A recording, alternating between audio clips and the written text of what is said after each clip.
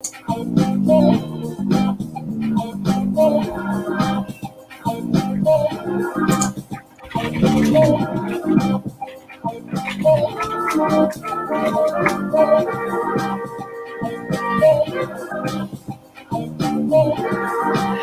morning. Welcome, everyone. I'm Michelle Charlton. I'm from Skills Education. Thanks for joining me. We were just talking in the green room. We've got Deb Carr with us today. We're up to session 8 on her 10 series session about doing RPL better. So if this is your first time to jump onto a Skills Ed session, thank you and welcome. This is the channel that supports the presenters who are supporting vet practitioners. If this is a repeat visit, by all means, for the same reasons. Thanks again. Hi, Melissa. I can see there's a few people dropping in already. Feel free to give a shout out, say hello and ask questions in the chat today. That's the way that we're encouraging everybody to engage with today's session. Deb, as I said, is our special guest presenter today. I'll give you an intro to Deb just after I run through a little bit of quick housekeeping for everyone. As I said, the chat is the way that we're encouraging everyone to engage in today's session. If you move across the tabs from the chat, you'll see a handouts tab. Now, Deb's curated a handout again for us today. So if you wanted to download that straight onto your computer, you can do that just now. And the other important thing to let you know about is the fact that we record this session.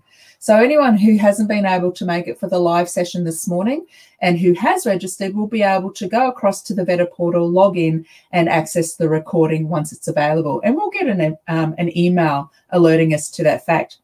We'll also get an email from the Vetter team who supply the technology for our Skills Ed sessions asking for feedback. And that's a really important one, not only because we know that all of our presenters love hearing the feedback about the session, what went well, what could be incorporated for next time, but that's the email that triggers your PD record. So if you're after some sort of acknowledgement for your participation in today's session, that's the email to keep an eye out for. Now, I can see that we've sorted a couple of sound issues. That's awesome. Thank you very much for troubleshooting on that one for me, Deb and Carmel. I can see Angus is in the session today. Welcome. Now, I've got the housekeeping out of the way. You didn't come to hear about that. You came to hear about why we're chucking out these RPL info kits. We were talking about that before. I'm not going to say too much because it's up to Deb to share with us the results of her research.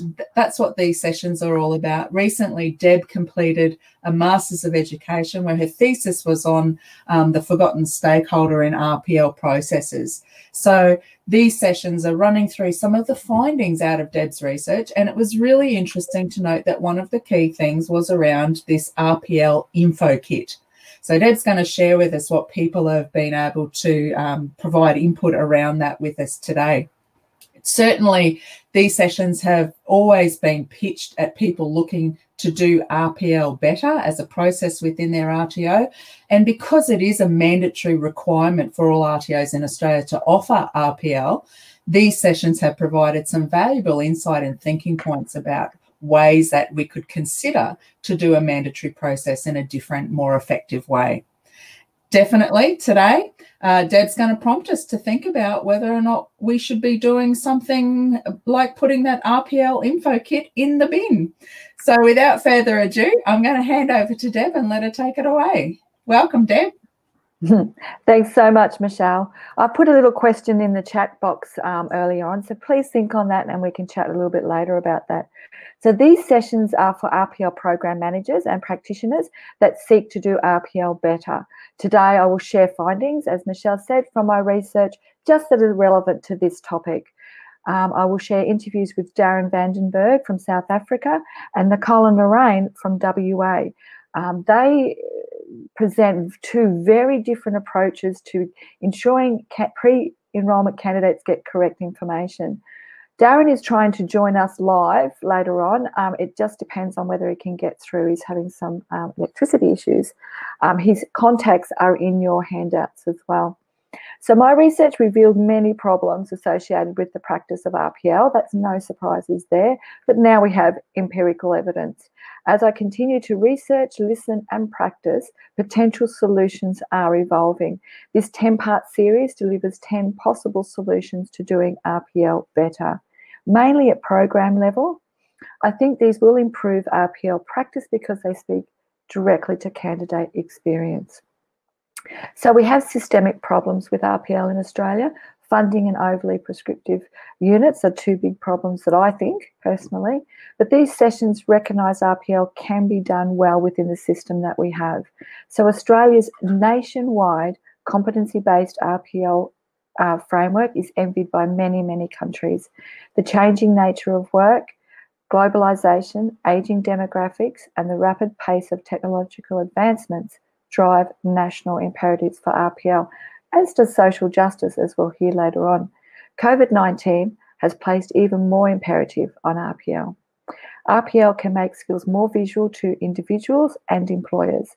In this way, RPL can improve the efficient use of skills, reducing underemployment.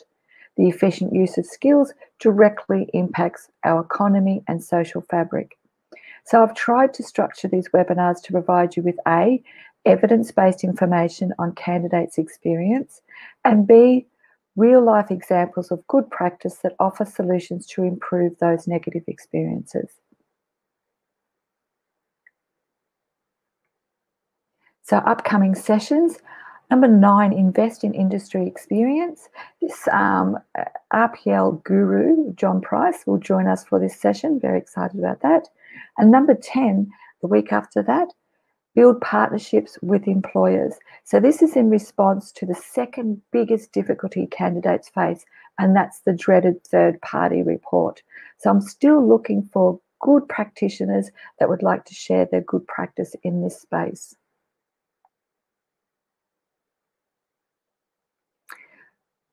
Quick overview of my study. It consisted of 2 stages. Over 6 months, I conducted this research. I analysed over 54 interviews with assessors and candidates. 21 assessors had collective experience of conducting over 5,000 RPL assessments across all AQF levels, all institution types, and many different training packages. In stage 2, research subjects were TAE RPL candidates. I sought their voice to understand challenges they were experiencing. They themselves were assessors undergoing RPL assessment, so I followed their journeys for 5 months. This research included a literature review and a study tour to Germany and Thailand. So I collected insight into challenges candidates experienced from both the perspective of the assessors and candidates.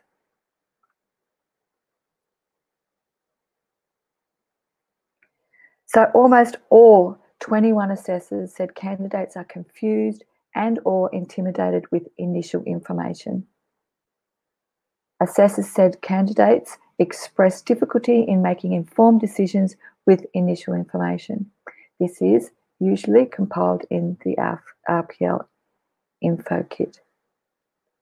So candidates typically say, I don't understand 3/4 of this 35-page document attached to an email without any context. I've highlighted 140 words in this 20-page document that I need help with. Too much paperwork, too complex, too much reading. This document is like it's written in Korean, French, or Swahili. And I still don't know if I'm a suitable candidate. So assessors said most students are confused. 60% have that problem right at the beginning. They just look, one assessor said, they just look at you in disbelief. And when there's enough of a relationship, that includes expletives. So assessors also said candidates express that they don't have time in their busy schedule to read all the material that's sent to them.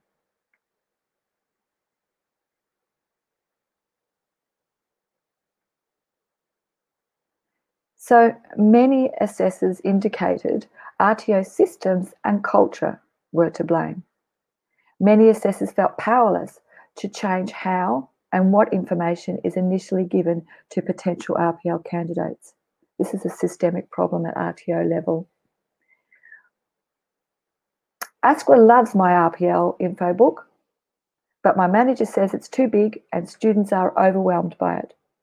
But even then, with all this information, candidates constantly find themselves ill-prepared for the process. This assessor further explained, summaries in the info kit are misunderstood as comprehensive and used as yardstick for self-analysis on the likelihood of success, and the detail is not read until after enrolment and they're engaging in the process. A contractor RPL assessor said, most RTOs do not really understand the requirements about RPL. They provide inaccurate or insufficient information, and this is provided to candidates. This is in a very segmented enrolment process. So some allocate an administration role for initial contact with candidates, not assessors, which is problematic. Candidates want a chat with an assessor who has both industry and RPL knowledge. Admin don't always give the right information. They just take the money and complete the application. Also, it's a missed opportunity to build motivation and a can-do attitude. So Nicole and Lorraine talk a little bit later on about how this happened at their RTO and how they improved this.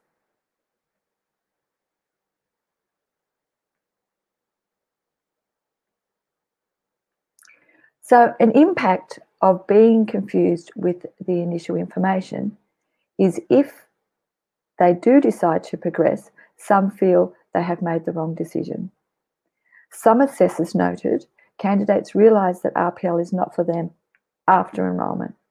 Assessors said candidates have committed without fully understanding what they're committed to. 9 of 21 assessors said many candidates do not understand the time required to prepare submissions, the evidence requirements, nor the full competency requirements of the unit. Initial information needs to be clear and concise, but also needs to contain quite a lot of information so that candidates understand their commitment and likelihood of success. Additionally, for compliance, there's support that is available for them. If candidates have this delayed realisation that RPL is not for them, then it then impacts their mindset, their resilience and engagement in the process. Many feel they are stuck because they have already enrolled and paid. It's all downhill from there. They seek ways to get out.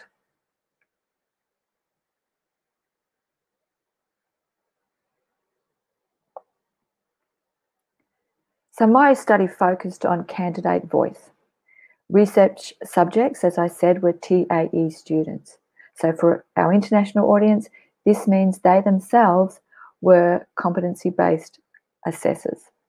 So even they struggled with the volume and complexity of language in the initial information. I do not understand what they're asking me on the first or second or sometimes even the third reading. There was so much information all at once. And I think if it had been, kind of trickle-fed a little bit, I might have been less overwhelmed by that. More pre-reading would not have helped.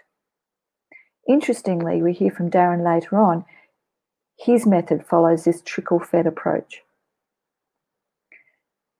No time to really get my head around it at enrolment with a lot of paperwork to fill in.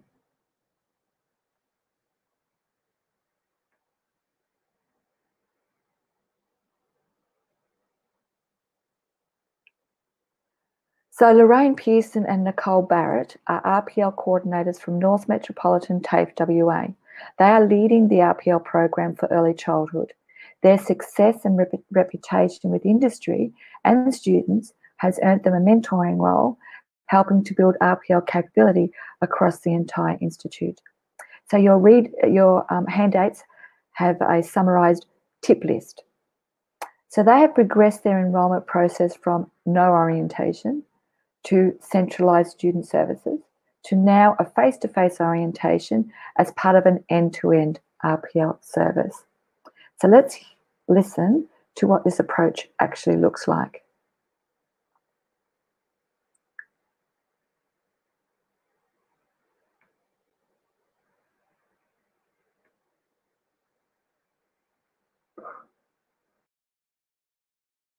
Welcome, Lorraine and Nicole. Thanks for joining us. Thank you, Deb. Good morning. Thank you, Deb. Good morning. Well, it's lunchtime here. We are speaking from WA. We are.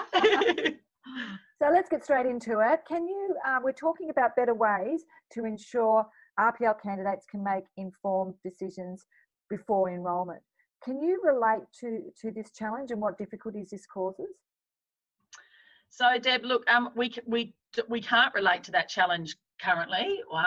We've got some very good processes in place at the moment. We don't have those issues, but previously we have had those issues. So going back many years ago, before our RPL was set up to the extent that it is now. So many years ago, before we had these processes in place, RPL was almost tacked on to someone's role on the side of a teaching role or a hot role or some sort of leadership role, and not a lot of time was allocated to RPL in those days. Now we actually have Lorraine and myself dedicated to RPL wholly and solely. So we equal one person, because we both work a fraction each throughout the week. So going back to that, in the old days, we had clients turn up with full boxes of evidence, and they would hand these boxes of evidence to us and say, I'd like to apply for RPL for the Certificate 3 or for the diploma. And we would have to talk to that client and filter through the evidence. And then we had no official tool set up. There was no pre-mapping done. We didn't have requirements for RPL in place. And that whole process was quite challenging. It was something that we looked at as tedious, even as lecturers, and long-winded.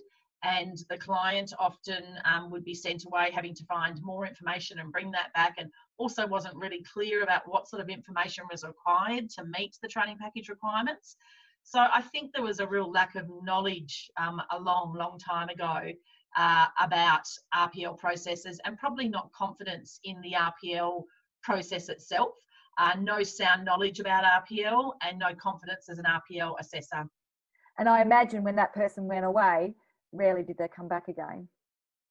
Yes, it was tricky. Yeah. And I think what happened was, it did become a long-winded process, and we may have put some clients through, but they certainly weren't going on recommending to come and see Lorraine and I, or whoever it was at the time, for further RPL. So it wasn't a process that had a good reputation. It wasn't a process that was looked at like it met their needs or met industry's needs. It was more of a long-winded process.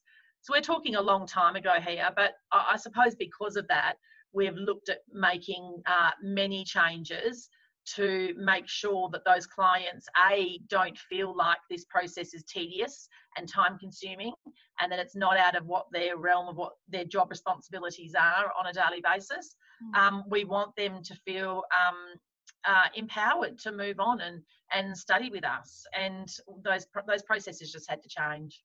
So Nicole, you mentioned that there was a stage where there was a third party involved in the orientation or the process before enrolment. Yes. How's that? So going back a while ago as well, we would often have RPL clients turn up to client services. And they would like to apply for RPL, and the information that they were given was not industry specific and wasn't the correct information in the first place. And often they would either just leave and not apply for RPL, or would be given the incorrect information and end up with a second person, a third person, then finally end up in the correct section to get that content. And I can imagine as a new person wanting to undertake RPL, that would be, that very daunting. It would be very daunting. Yeah, that's right. And very dissuading. Yes, very much so. And we will talk about that further, but that's where that's really important, that correct information is given at the very beginning interaction with that client.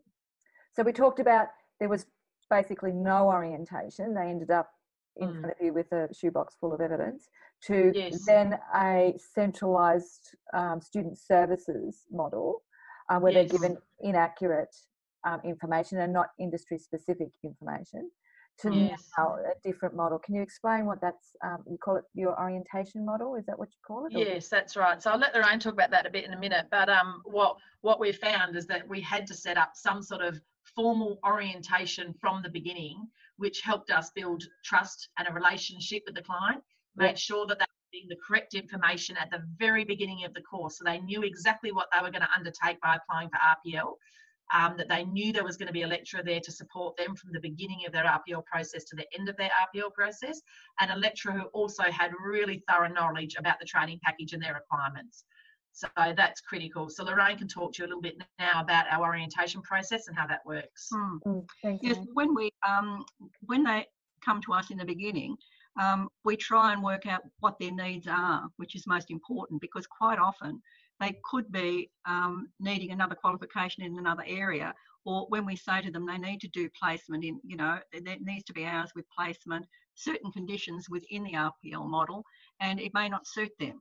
So as long as they know everything at the beginning of the orientation, then that pathway, we can then take them through every step that they need to do. So that face-to-face is extremely important. And they do meet that it's Nicole and myself, and we have 2 other colleagues, which they're involved in all the mapping, validation, everything like that. So they're fully aware of the whole training package. So we never have anything slip through the cracks, I think, the fact that they are getting the same people. And I think that gives them a lot of comfort as well. And then as we have our orientation, we go through all the steps, ask for little pieces of work to be put through, so then we can give them feedback straight away. Now that orientation can be at college here, or it can be in their workplace at a time that suits them. And we do like that mentor in place within the workplace, like that third-party support, which does make it much better for us, much easier for us and the client, I think, along their journey and the pathway that they're taking. And you engage that during the orientation time, engage to see if they're going to have employer support? Yes. And of course, I think it's breaking it up over the enrolment period, that they fully understand how long the enrolment period is. And then we can say, well, look, how would you like to break this down? Because our package is all in clusters. We give them samples, how they can break it all down into clusters. We work out to see if there would be any training gaps. And usually it's negotiated between both of us that, yeah, I can feel that I'm a little bit, I think there could be a gap here. So there's extra learning materials and resources that we email through to them and give them to assist them with whatever package that they're putting through. And also, we also have the professional development and skill sets available at the college that we can then look at that at a pathway afterwards if they want to look at further or delve more into a particular area. And it's depending on where their socioeconomic areas are too, as well, to consider. It's really a very individualised process, Deb, for us. So, you know, we have quite a wide range of ages for our clients, and it's quite often that we have people, we've got someone at the moment in their 70s that's actually applied for RPL that's worked in the industry for a long time. So, you know, in that orientation process, we would actually change that orientation process to look at the different ways that client could provide us evidence. If she didn't feel comfortable in providing, you know, evidence on the computer or video evidence, or we accept evidence in a whole wide range of forms, then we would try and find something that's suitable to her and adapt that process so it meets her needs. So you're not only just looking at the likelihood of RPL success, and not only looking at to see what support mechanisms they have in regards to the workplace. You mentioned kind of that there's a career services, like maybe RPL is not for them. That's right. And I suppose this is all coming back to making informed choices about their pathway. You know, those informed choices might be for RPL or it might be for something else. So often we will have in that orientation, that discussion, and they'll say, do you know what, by the end of that discussion with a client, they might have said, do you know what, after that discussion and the you know, the expressing all the knowledge that I've had and the years of experience, I have determined that I actually probably don't have the skills to apply for the leadership units, because I haven't had that ability in my workplace because I've had someone else above me for years and years, but I have done everything else. So we would then set a plan that they would apply for RPL for all of those units, but I would move them through to online study for the leadership units, and they would there get the content, the information that's required for them to fill those gaps through online study, and they would do a mixed mode delivery then, and then still walk out with the qualification required. That's good. I mean, we talked about today in the session with Fortress Learning that it's important then for you as assessors to be given that agency or not have the mandate that you must engage these people into RPL to, you know, bring in the money. Yes, yes, definitely. Yeah, and it's a partnership. It is a partnership that's needed, and that I think that building that strength in that relationship and the confidence, and as you say, the empowerment that they can take that on themselves. Definitely. I think to that, and it's a lifelong journey. Yes, and some have had bad experiences as well with other RTOs and different things that have happened, and of course they're very, very nervous about this. And also there's some companies too that say, well, you know, they need to have that qualification. We need you to go into RPL as soon as possible because somebody's going on to maternity leave, someone's taking long service leave, all different situations that come through with that. And then, you know, they're not sure. Pressure, and that's where we can help them, and where we can talk them, well, you know, because as Nicole said, you're doing this every day in the industry, every day, you know, 5 days a week. You've been doing it for years. All we have to do is just put all that together and consolidate that, and then during that orientation time, you're building a rapport and confidence for the candidate you are on the process. very much so, Deb. Orientation. It is. Look, the key, I think, comes back to those making those informed decisions from that orientation process. I actually do think that if, for us in particular, with our clientele, if we didn't have that orientation process in place, we would have those troubles. We would have troubles about them making the wrong decision, whether to apply for RPL, whether to apply for online, what units to apply for, what sort of evidence I should be providing. I think if we didn't have that orientation process, that our outcomes would be very different. We have a really high success rate with our clients. We put through a lot of students. We have rolling enrolments. So every week we have many new RPLs start and many old RPLs finishing. It's just ongoing. But if it wasn't for that thorough orientation process, which allows them that time to make those decisions at the very beginning and have a really clear pathway in place, we would be having other troubles. So you mentioned that you have a list there, a solutions list that makes this orientation successful. Did you want to share that? Yes, so Lorraine and I did chat about this, and we actually had said that for us, we felt that thorough knowledge of our training package was critical across all of our courses that we deliver, and confidence in our role as an RPL assessor is just so important. You know, we know our processes inside out. We have confidence in our processes. And sound knowledge about RPL. So, that was kind of our starting point. We also did discuss about being open to ongoing learning and evolving our RPL practices. So, Lorraine and I are very conscious at networking with other RPL providers, other RPL people across our campus as well, finding out new practices, anything that we might need to change or update to meet industry. We get industry feedback regularly.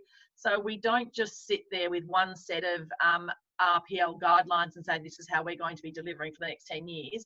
It is an evolving practice for us, and we are constantly striving for best practice, and things change. We've just been through COVID, and that's thrown us a complete curveball. And we've been doing Zoom calls with all of our students face to face, so they're still seeing us instead of being on the telephone. We want to see their face. I want to know what they look like. I want to see their facial expression when I talk to them about what sort of evidence they've gathered. So it's, it is constantly finding, new and different ways to have best practice for RPL. So that's really important. And that orientation, as we've discussed, is just critical for us and our clients. To build trust, but to build relationships from the beginning, and to get them to make the right decision in the beginning about their pathway. And you mentioned earlier that this kind of approach would be almost impossible if you weren't solely dedicated to RPL. Yeah, that's right. Yeah. And I think that's where the change has happened. So many years ago, when I was talking to you about the people turning up with the big boxes and none of us having tools in place that were correctly mapped, and a great process that was thorough, that involved the orientation, all those steps we've spoken about, that's all being developed now and is constantly evolving. And because of that, we've built a very good reputation in our industry, where we actually don't go looking for our clients often. They get referred on to us. Yeah. Oh, that's so industry will call us and say, I've got 3 students here that need RPL. They're perfect for industry. They've been with me for 10 years. They haven't got a qual. What about looking at taking them? So the reputation is that we are, it's not just a tick and flick exercise, but it is thorough, and that it is nurturing and supportive, and it's built on relationships and trust. And that couldn't have happened without having staff dedicated to RPL like Lorraine and myself. Yeah. And at least they get a phone call back immediately.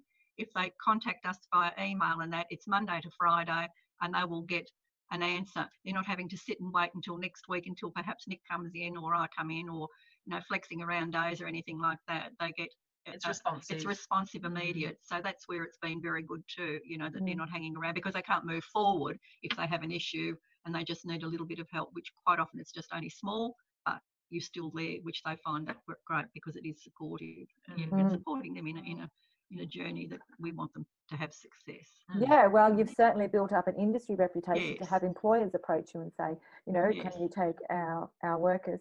Yes. So, Lorraine and Nicole, you mentioned before that this particular face-to-face orientation in depth that doesn't just look at the likelihood of RPL, but looks at what supports they have, what supports you offer, if this is the right option for them, and you try to make it face-to-face, and you deliver that as the assessor because you want to provide an end-to-end service, build up rapport. You said that this is particularly important for your cohort profile.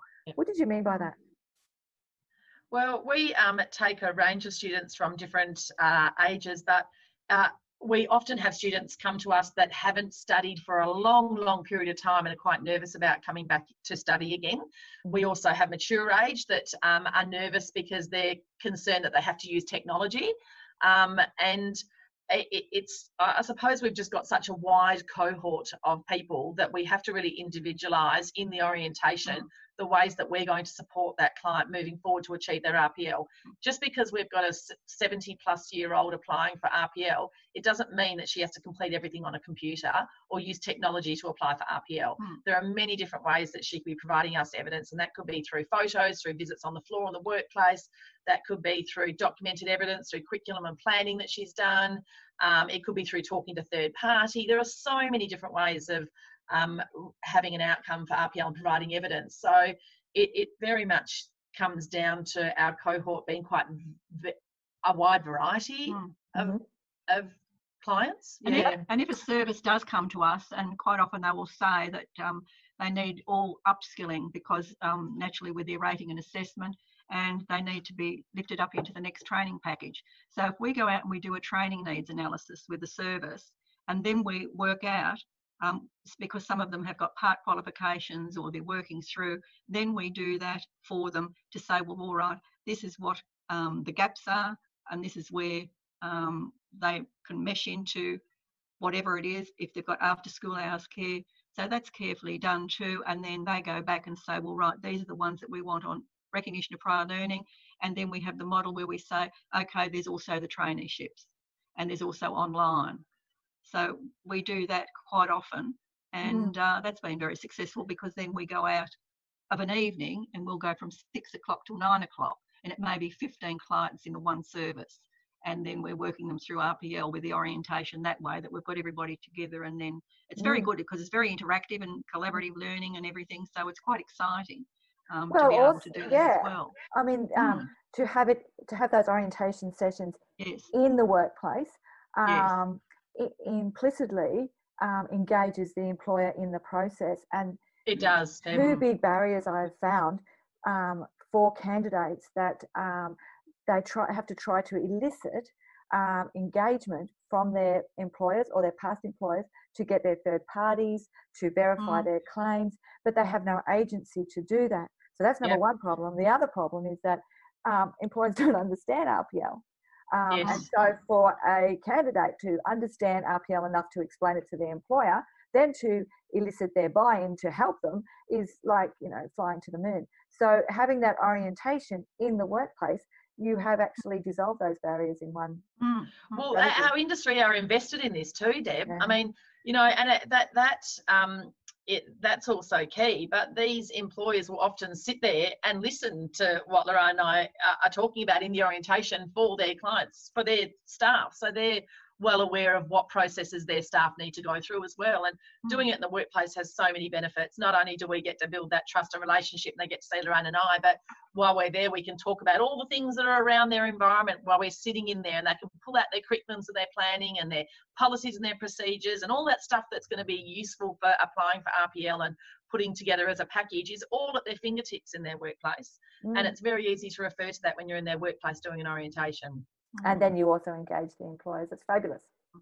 Yeah. And we do have sample files, which we keep of models of sample files in 3 ways that maybe you would like to put all your evidence together. These are some samples of some of the work, which is very good too, because then they can think, oh, wow, I like that. Or, oh, oh gosh, that's exciting. And you've got to look at, there are a lot of people that are very visual within their learning and that. So that's a good tool too with the orientation. It's some of the things that potential candidates were talking to me about when they were shopping for RPL. How likely will I have the evidence? I need to be able to know that to decide whether I'm going to enrol in RPL. Yeah, definitely. We do have to wrap that up. We've gone a little bit over time. But thanks so much for joining me today, Nicole and Lorraine. Our pleasure. Thank you for having us, Deb. Thank you very much. Nice to see you. Yes. Take care. Bye for now. Thank you. Bye.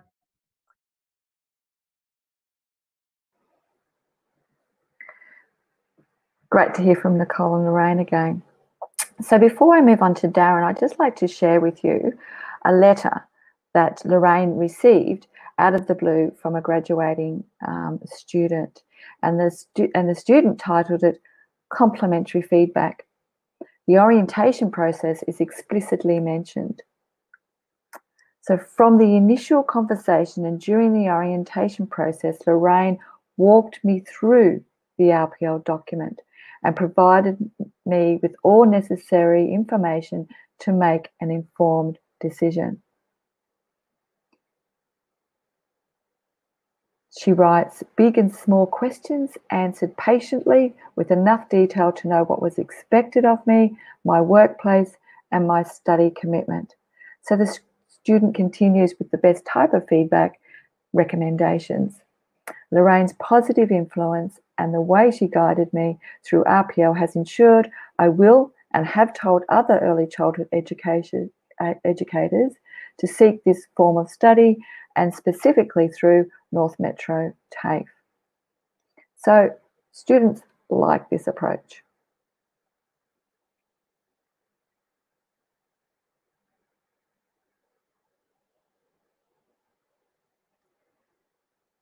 South African entrepreneur and founder for Passion for Performance, Darryn Berg, is building an interactive digital pre-enrolment process that provides easy to understand information whereby potential candidates can be confident that they are making the right decision.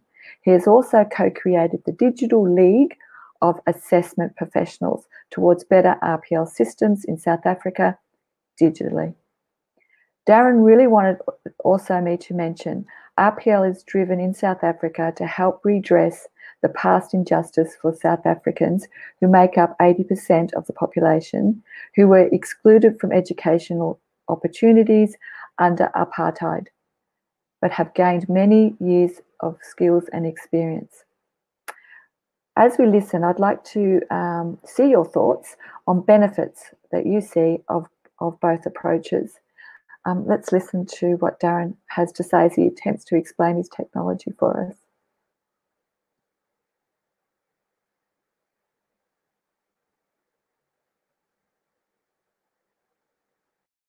Welcome, Lorraine.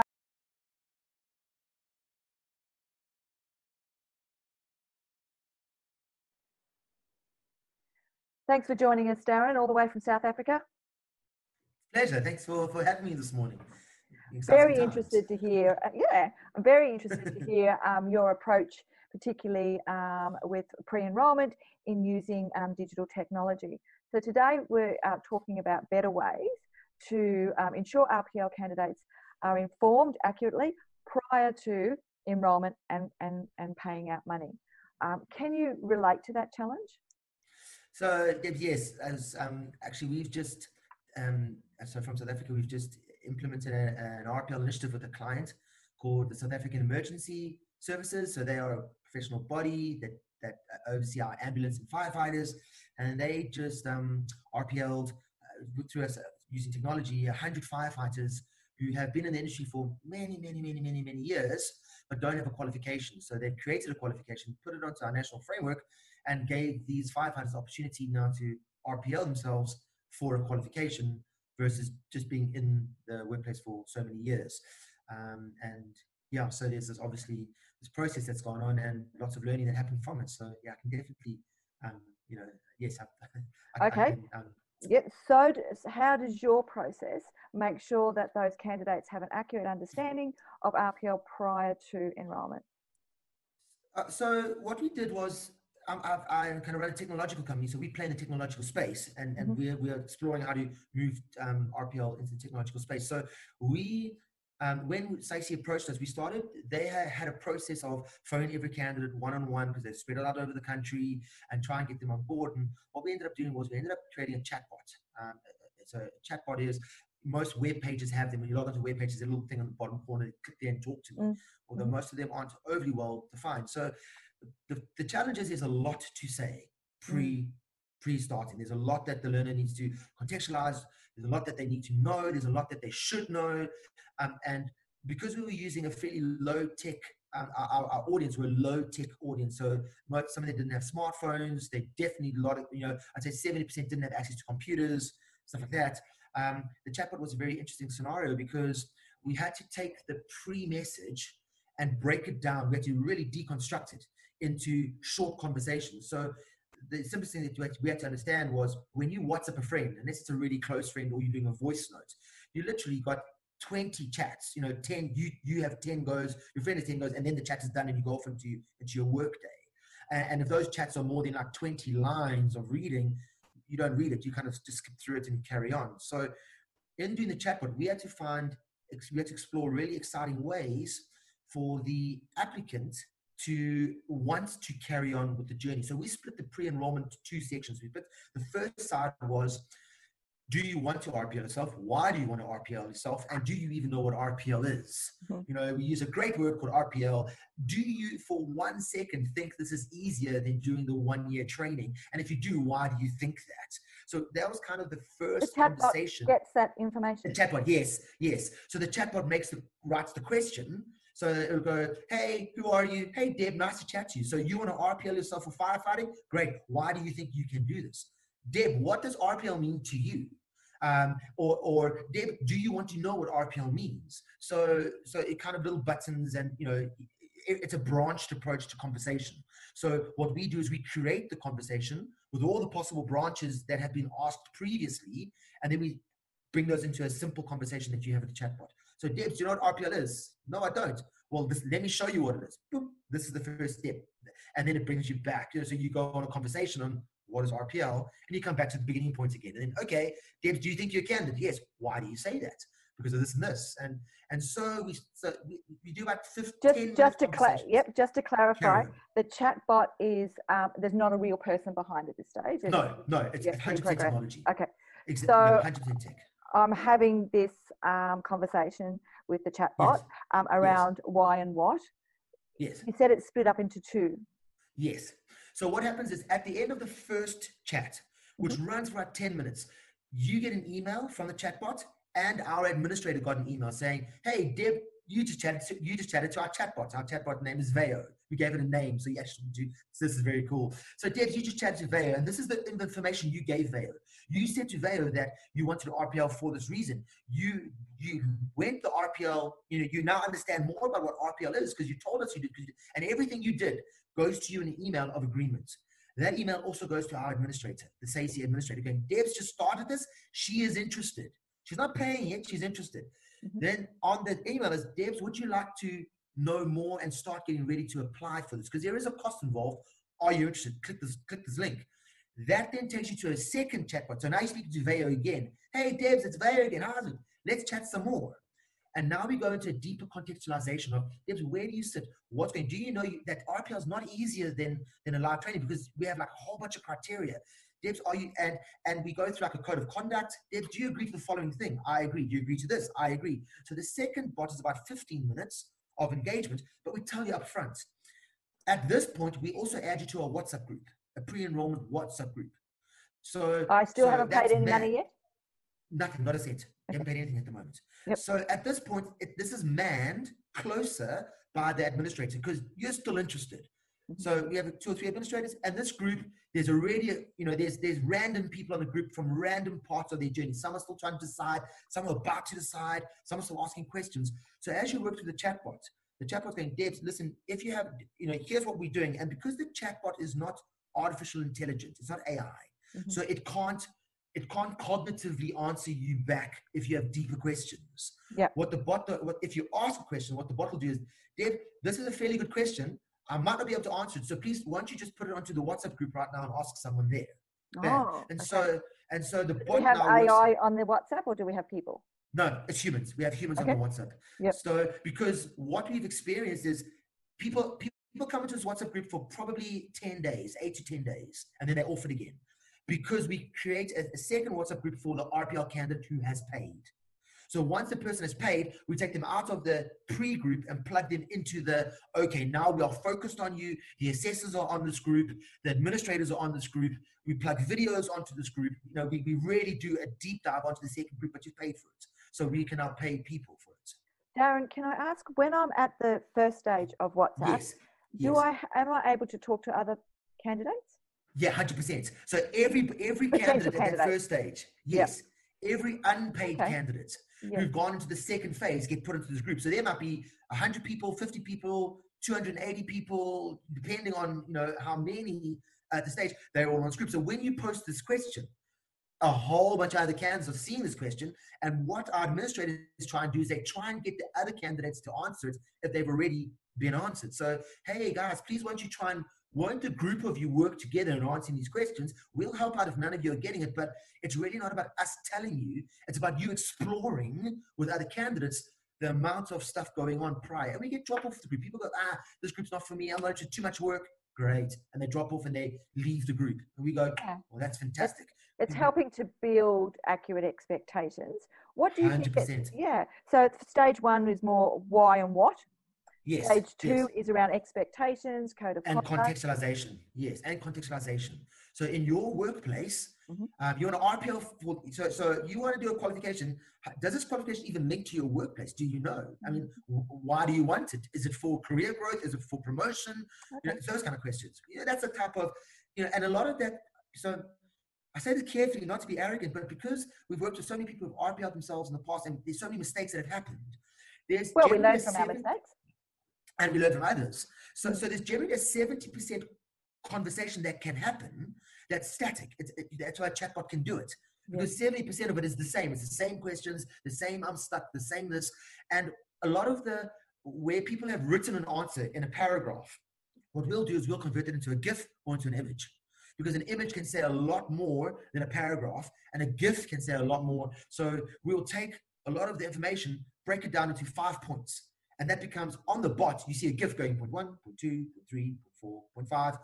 Cool. Or there'll be a good little graphic or a good little video in the bot that they can watch. Are you, and this is quite clever, are you using frequently asked questions from the WhatsApp section, turning it into bite-sized information, digestible, as well, into and putting it into stage one?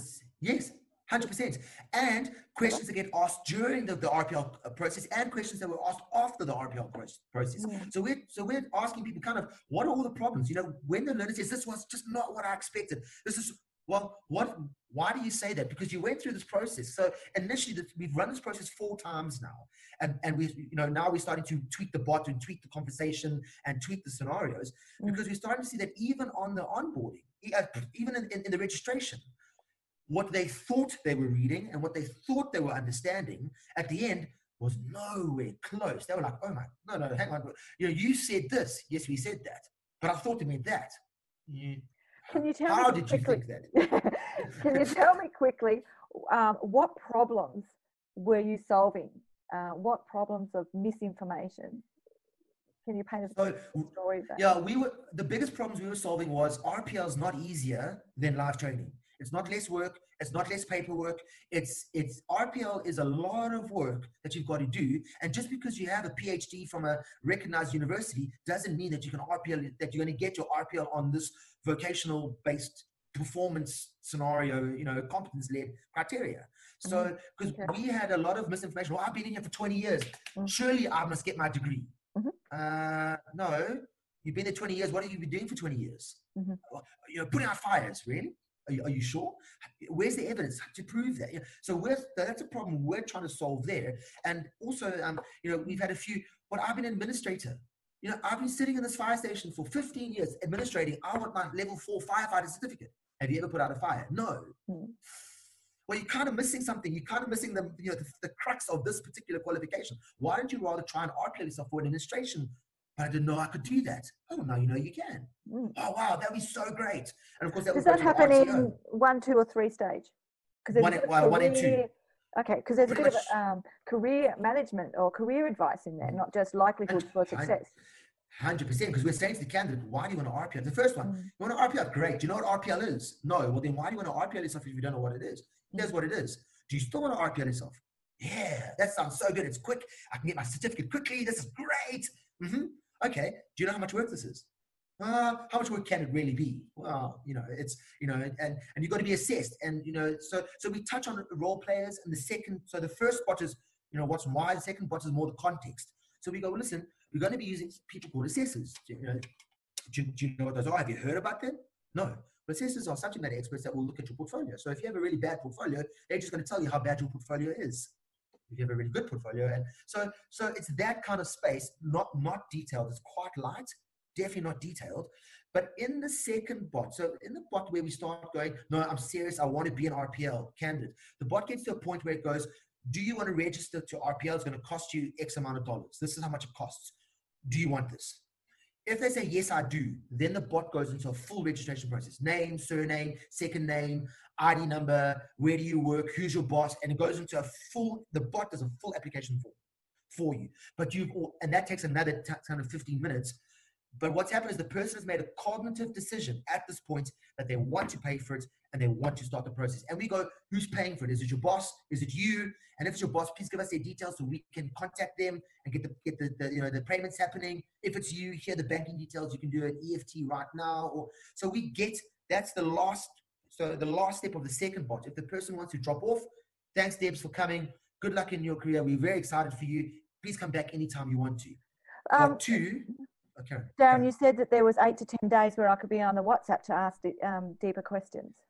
No, that's our experience. They're generally there for 8 to 10 days. Some might be there for 20. Some might just sit on that WhatsApp group and watch. So I'm doing that at the same time as talking to the second bot.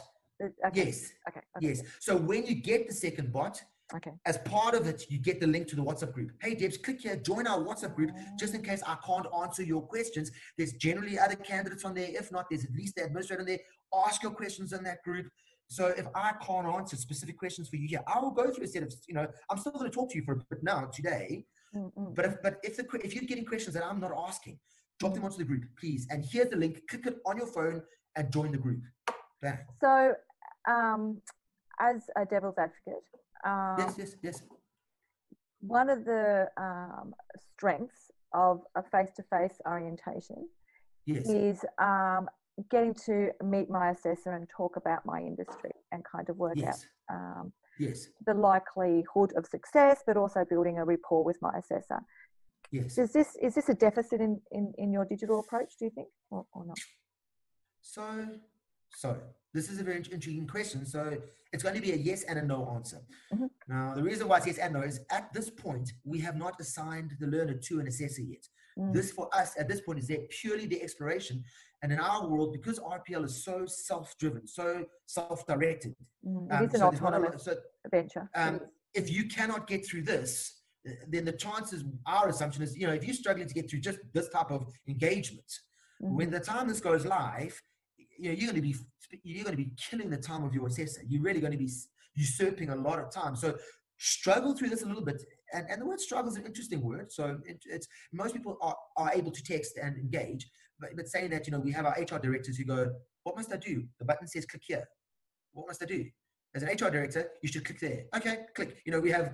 That's an interesting scenario that we work through. So what we're trying to achieve at this point is not introduce you to your assessor. We're trying to get you to contextualize for yourself. Yes, I've been in the industry for a while. I know the qualification, what it's about. Maybe I need to spend more time on the qualification. Maybe I need to speak to someone else about that. But yes, I really want to do this. Once the person signs up, we then assign them to an assessor, and then we do what's called a pre-declaration or pre-assessment meeting at that point.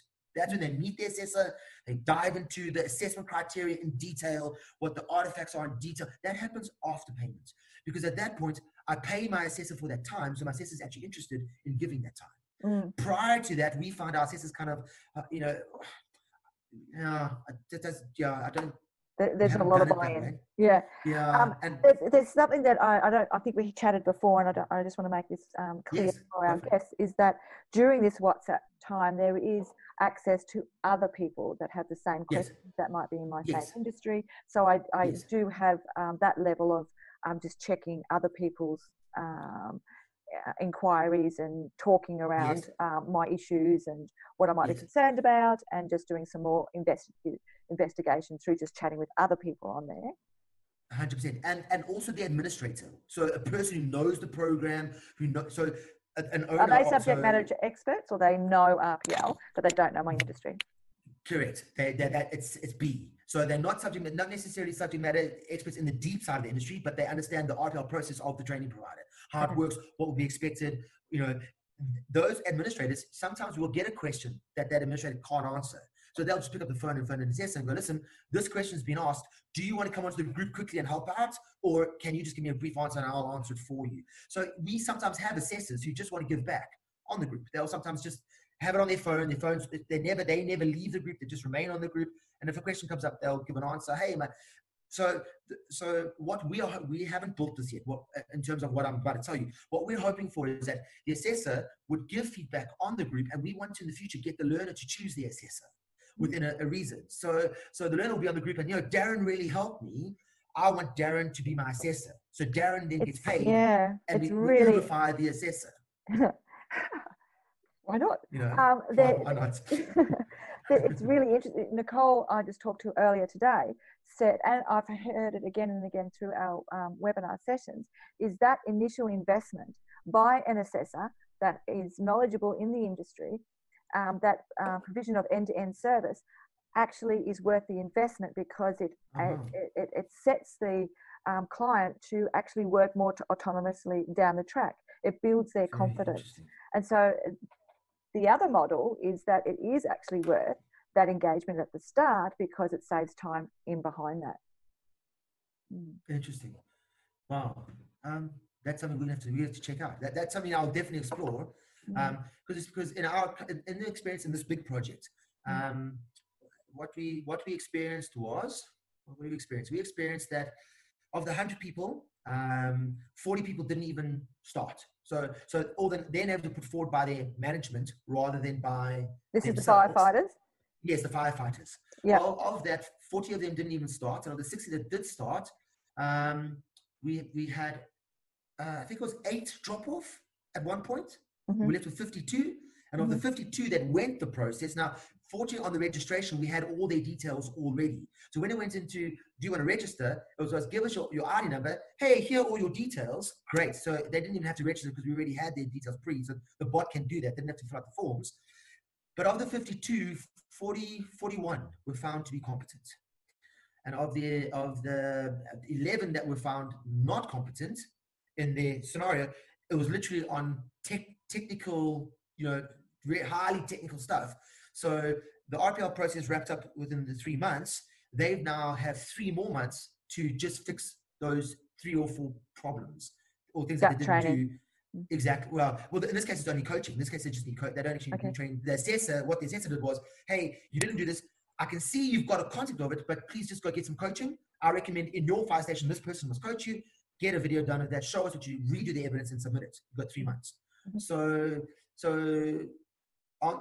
But they only met the assessors once the sign up had happened, the commitment to do it. So it's something that I'm just gonna, this is very interesting. I think I'm just gonna, let's test it. Because ultimately what could happen is then in the registration phase 2, when they look more serious, we could probably give a list. Would you like to see a list of assessors who can assess this, and pick one? And then the assessor would get an email going, hey, Dave, this person wants to chat to you. Join the group, have a chat, dive deeper, form your own, because it's really not a difficult thing to do. And we've just got to see that the assessors would, so I guess the question would be, would we need the credentials of the assessors? Would we need to be able to give the candidates comfort that the assessor knows what they're doing? So it's like, how do we enable candidates to shop for their assessor? Exactly. So in our technology, so why are you saying that? Because we have an e-portfolio technology with a list of over 200 assessors, that have used the technology, that they are digital assessors, we've got all their details. So what we would probably do then is we would ask the assessor, we need to ask them if we can, because of Poppy, give their details to the candidate, or high-level details, and the candidate goes, well, there's a list of assessors, I'd like to know more about Deb. And we'd pull some of your stuff from, well, Deb's assessed 40 times on our platform, Deb has done this is Deb is, here's her LinkedIn account, yes, I'm interested in Deb's, or nah, let's try someone else. But that way, it's a very interesting concept. I've made a note of that. Thank you for that. I'm going to explore that further. My pleasure. We have to kind of wrap up because we're up to 24 minutes. But look, it'd be really lovely if you come to our webinar, because then we can kind of discuss the pros and cons of each very different approach. Stunning. That'd be amazing. And the rapport building for assessors. Yeah. Perfect. Thank you. Thank you.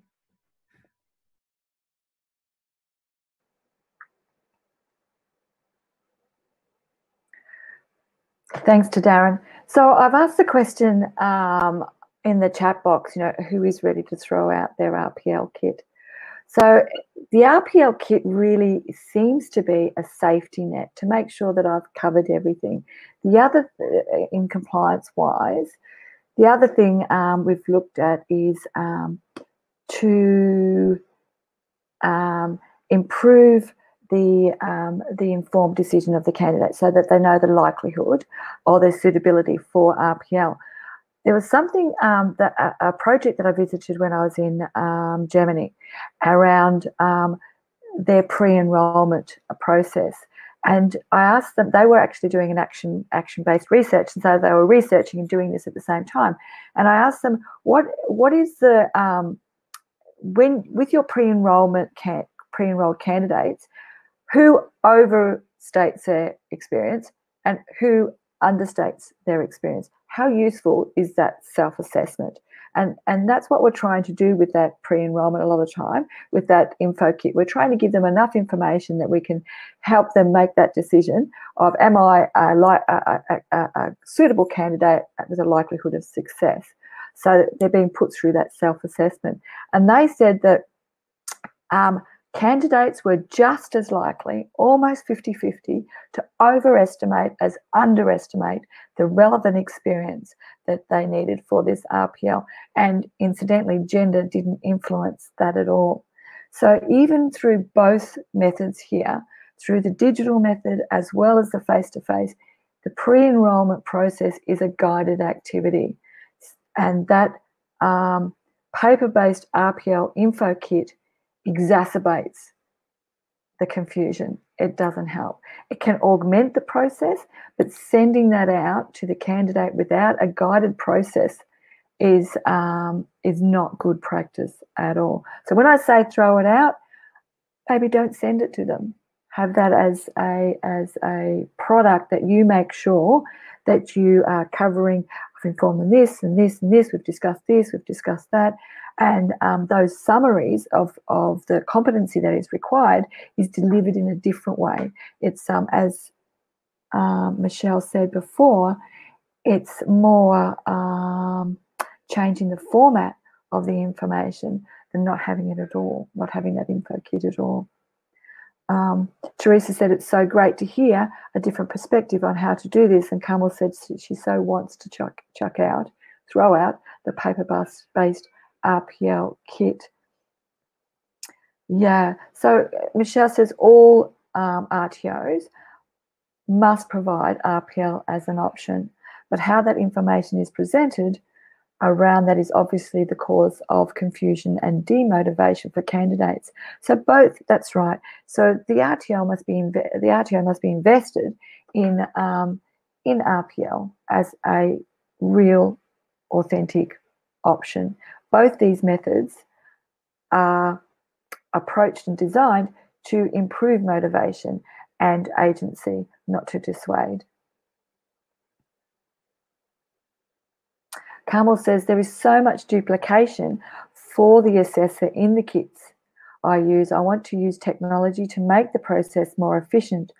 I also think my candidates would benefit from using technology prior to them gathering their evidence so that they can grasp the concepts.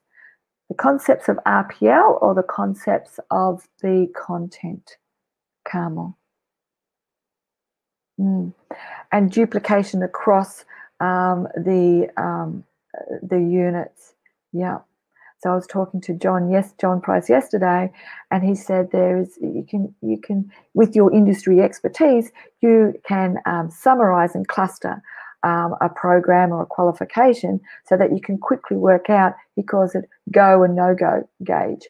I call it giving them an indication of likelihood of success.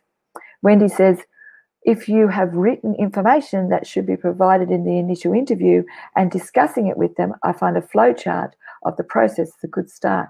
Yeah, excellent idea, Wendy. And that's for a verbal approach. Okay, yep. Carmel's saying that's the whole process. Yeah, as in the duplication. Yeah.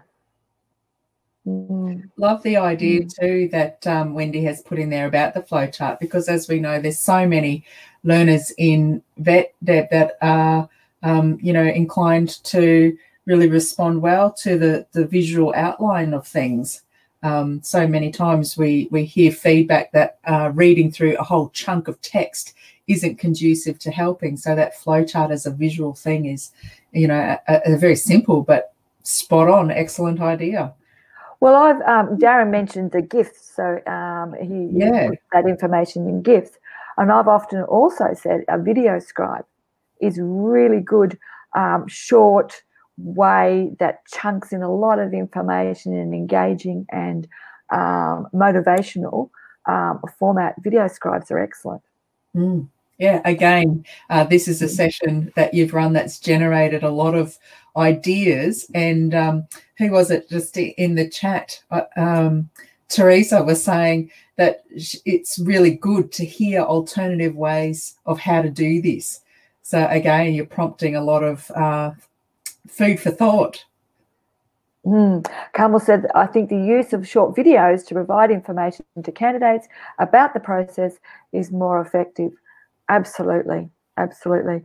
Also, there's another method of making sure that candidates have accurate information, and some RTOs have a cooling off period. And I think Lorraine and Nicole mentioned also that the RPO, so the enrolment is a period. So there's time for them to understand, digest, think about options, have a talk about making this decision. And in fact, the RTO that does the cooling off period, it's 30 days. They allow 30 days to change their mind and say, oh, this isn't for me. That's good, because it can often be that long before you get around to, okay, what have I got to do again? And you start collating all of the bits and pieces and, oh, okay, this isn't actually what I wanted to do. And do I have time? That was a big thing for everybody, because a lot of them have so people have a career plan and, okay, I'll do RPL this bit and I'll do this training, and then I've got this qualification, then I can apply for this job. So it fits into the big, story of their career. And if they've invested a lot of time and effort and they are unsuccessful, well, then that puts them back 6 months of their whole career plan. So time is critical. They want to make accurate, good decisions that progress their career decisions. Absolutely. And Wendy, again, has made a very simple but accurate point that this is about defining who the customer is, so who the RPL candidate is, and tailoring your products to target that customer, or to target that candidate to meet their needs. So again, another session which has generated a lot of commentary. Deb, well done. Yay, thanks for your contribution, everybody. Thank you very much. I just also want to give a special shout out and thank you to all of your guests, because they've also spent time to spend with you, Deb, and record the sessions. And for everyone who's come on today to catch the live show, it's been awesome to have you. Pleasure. So just a reminder, folks, that next week, Deb is continuing the conversation, and it's John Price next week, investing in industry expertise. So we look forward to seeing you for that one if you're available. Bye for now. Thanks, Deb. Bye, everyone.